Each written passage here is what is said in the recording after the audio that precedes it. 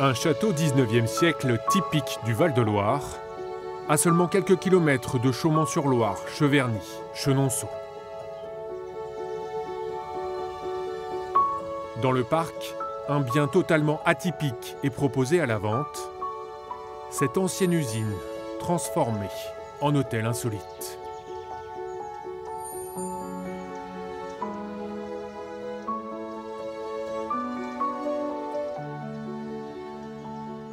J'ai voulu surtout recréer un esprit tapissier. Donc un esprit tapissier, chose traditionnelle tapissière, avec ses bourrelets, ses calpinages. Donc c'est fait sur une base de couard, de fibres de coco. Paul Valois a œuvré 10 années de sa vie pour réhabiliter cette ancienne école de tourneurs-fraiseurs. Une folie réalisée par cet artisan artiste. Là, ce que M. Valois a réalisé, c'est une vraie œuvre d'art. C'est-à-dire que là, on est dans un lieu extrêmement singulier, dans un lieu qui a une âme, qui a une identité, qui a une histoire. Et ça, c'est typiquement ce qu'on sélectionne dans notre catalogue et ce que nos clients recherchent. 11 chambres, dont un duplex, un mur végétalisé, des cuisines aménagées, même le passe-plat est fonctionnel. Finalement, tout est prêt. Tout est prêt. Il suffit qu'un investisseur ait envie de s'installer. Absolument, tout est prêt. Voilà, et puis là, le retour cuisine.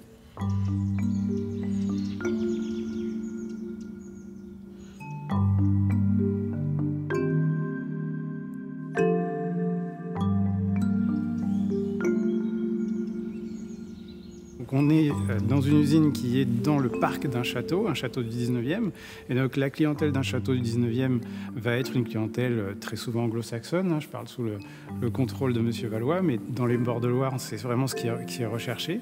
Et ici, on va aussi aller chercher une clientèle française, une clientèle plus locale ou parisienne qui va vouloir être dans des lieux insolites, qui va vouloir venir s'offrir une nuitée un peu différente. Ce type de bien si atypique, dans un secteur très touristique, pourrait intéresser un investisseur. Mise à prix, 1 million d'euros.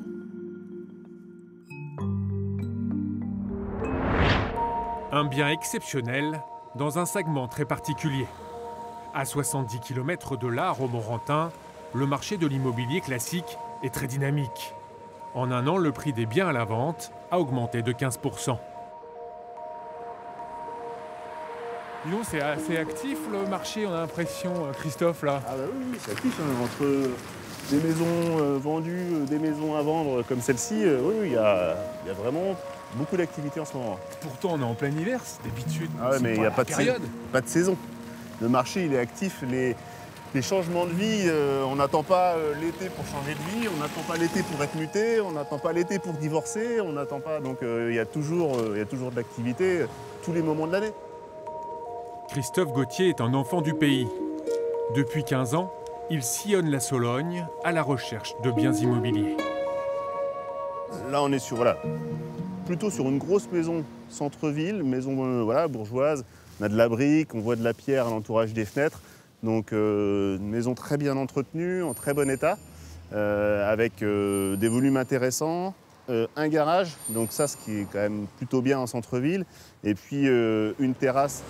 Aujourd'hui, on a une typologie de biens qui est tellement importante. On a une clientèle qui veut du centre-ville, on a une clientèle qui veut être un petit peu à l'extérieur, une clientèle qui veut 4000 m² de terrain, une clientèle qui veut 200 m² de terrain. Donc je ne vais pas dire que celle-ci est plus recherchée qu'une autre. Tous les biens peuvent être recherchés. Le marché à Romorantin est très diversifié. Les locaux veulent plus grands ou plus petits en fonction des étapes de la vie. Les Parisiens, eux, recherchent un bien pour changer de vie.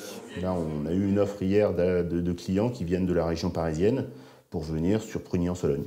Voilà, un exemple type de ce qui vient de se produire. Christophe Gauthier a ouvert son agence franchisée en 2021. Après 2 ans d'activité, la base de données est déjà bien remplie. Son fichier, 435 clients acheteurs pour une 60aine de biens à vendre.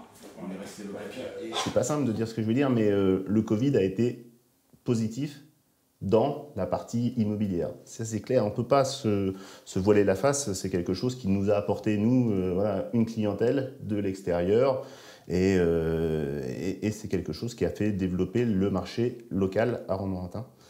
Et puis sûrement sur des communes extérieures aussi, dans d'autres villes.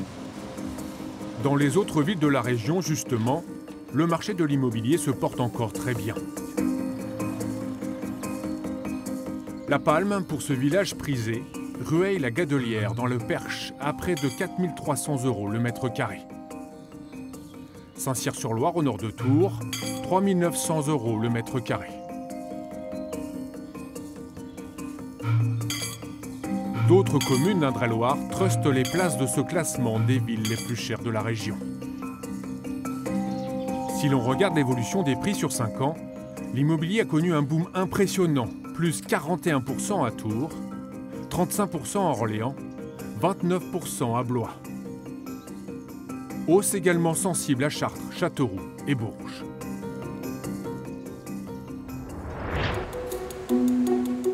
Mais la hausse des taux d'intérêt et l'inflation vont sans doute contraindre les vendeurs à revoir leurs prétentions à la baisse.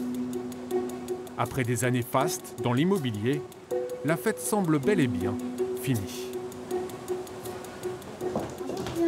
Bonjour. Mélanie, enchantée. Allez-y. Julien fait appel pour la première fois à un courtier en crédit. Ces professionnels du prêt accompagnent particuliers et professionnels pour financer un projet. Nous, l'objectif, c'est de mettre en concurrence les différents établissements bancaires pour pouvoir vous obtenir le meilleur taux. Manque de temps, méconnaissance technique et peu d'envie sont les raisons pour lesquelles certains s'attachent leurs services. Pour m'aider dans mes démarches. Parce que j'ai pas beaucoup de connaissances là-dessus et c'est pour surtout m'aider dans mes démarches. Le fondateur de cette agence, c'est lui, Loïc Gibier.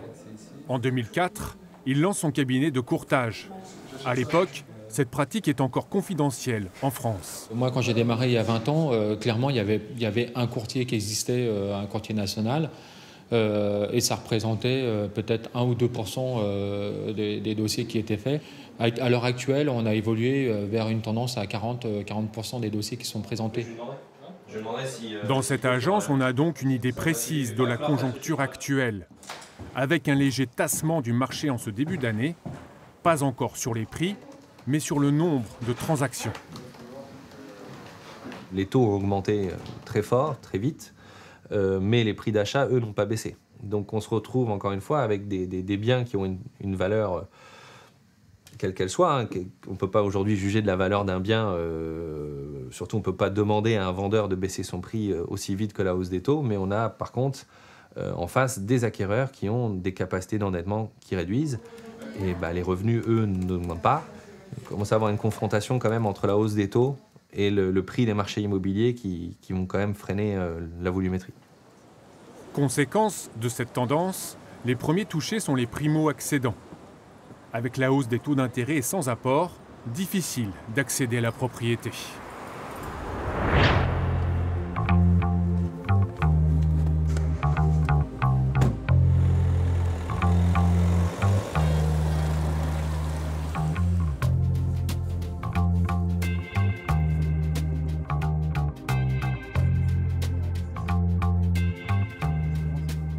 Ouais, c'est un marché qui est cohérent, ça fait à peu près 70 ventes à l'année.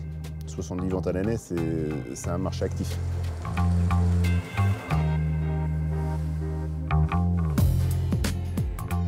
On est sur une maison ancienne, mais qui a toujours été bien entretenue, voilà, PVC, double vitrage, même des volets roulants.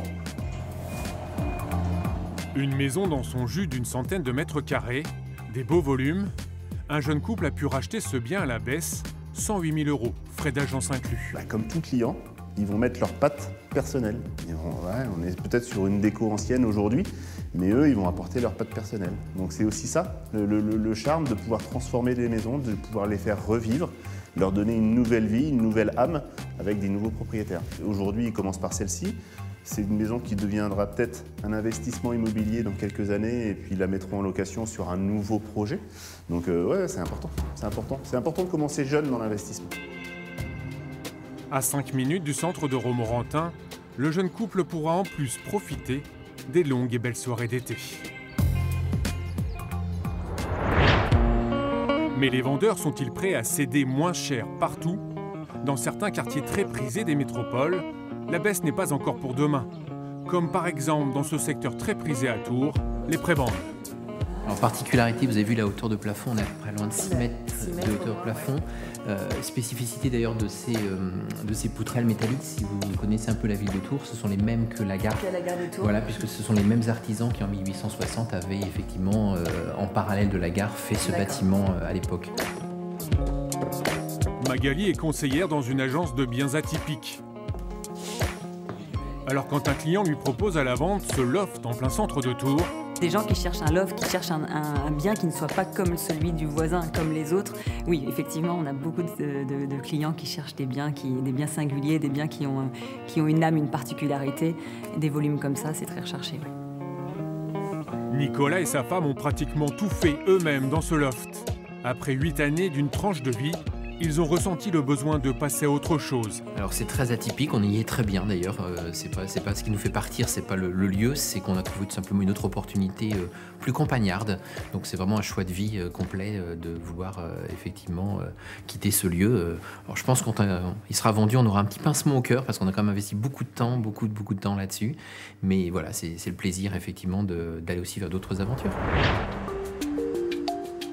Pour Sébastien Boissé, vice-président à la Chambre des notaires du Val-de-Loire, on est arrivé à la fin d'un cycle. Mais l'immobilier reste une valeur sûre. Une valeur refuge et puis un bon investissement, hein, puisque ça peut générer un bon rendement. Pour ceux qui investissent dans le locatif, on peut avoir des rendements à 5-6%, voire dans les villes moyennes parfois 10%. L'argent ne génère pas autant de revenus, hein, de rendement. Et avec la problématique des passoires énergétiques et l'obligation de faire des travaux d'isolation, la tendance du marché pourrait s'inverser avec une baisse des prix, en faveur cette fois des acquéreurs. Il y a une volonté du gouvernement de pousser vers la rénovation énergétique avec des sanctions directes ou indirectes si jamais effectivement le logement ne répond pas aux normes. Si on prend le cas d'un propriétaire qui n'a pas la capacité et qui n'a pas l'envie de faire ces travaux, du coup ça va remettre des biens sur le marché aussi. Exactement, ça va remettre des biens sur le marché, peut-être qu'avec des prix inférieurs, puisque l'acheteur, lui, devra faire les travaux de rénovation énergétique pour pouvoir le louer. L'état énergétique d'un bien est donc devenu un critère de choix. En tout cas, la baisse escomptée, amorcée au niveau national, sera peut-être salutaire pour assainir enfin le marché.